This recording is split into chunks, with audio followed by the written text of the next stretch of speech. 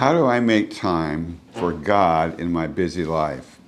This week's question is one every ambitious, hardworking Christ follower has asked at some point in their hectic schedule. Friends, welcome to Bible Words. I'm Pastor Dave, your host. Thanks for tuning in as we consider this everyday question about keeping all of our life priorities in balance.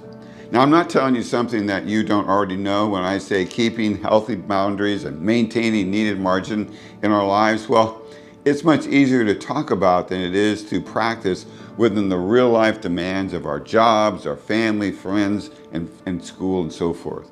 We've all felt the pressure of running out of daylight with too many unfinished tasks still confronting us at the end of the day. In fact, our life demands, others' demands on us, our daily expectations, they easily become our time masters, leaving us frustrated and just anxious about keeping up, let alone getting ahead. You know, when Jesus taught about this aspect of managing and balancing our lives, he implied that it's not so much a time management issue as it is a faith maintenance issue.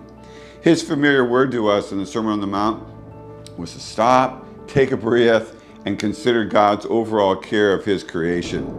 He said, "For this reason I say to you, do not be worried about your life regarding all your daily needs.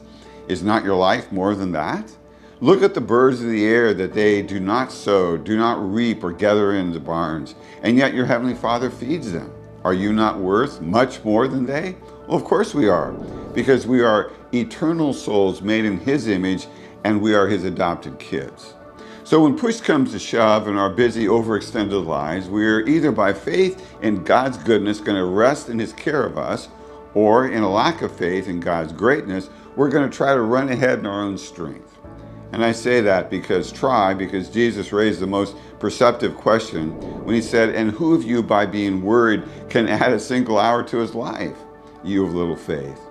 See, our daily challenge with healthy life margins and boundaries, keeping God centered in our life, really is about faith maintenance in our life more than just time management. In those most busy moments, let's realize that making a life with God is much more significant and much more vital to our overall well-being than simply making a living on our own. I believe this is true in any of all of our aspects of life: family, friends, job, school, you name it. Why? It's because our life is all just preparation for an eternity with God. I think the main reason most of us don't think we have time for God in our lives is because of our anxiety over keeping up and getting ahead. As Jesus said, we allow the cares of this world in our daily lives to replace God in our lives, or maybe not so much replace God as to reduce him in our mind's eye. Listen to Jesus' words on this. He said, "Do not worry then, saying, what will we eat, or what will we drink, or what will we wear for clothing? For the people of this world eagerly seek all these things. For your heavenly Father knows that you need all these things."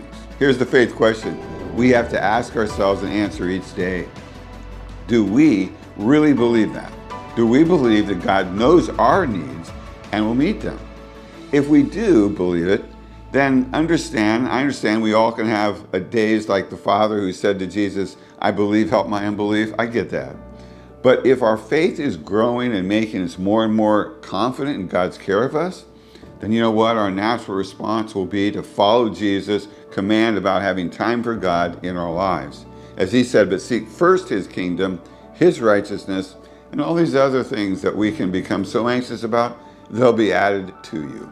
Friends, thank you for watching. Please subscribe and share Bible Words with your friends. And let me know if you have any further questions about maintaining life balance, because I love to expand our discussion on this very important topic. See you next week.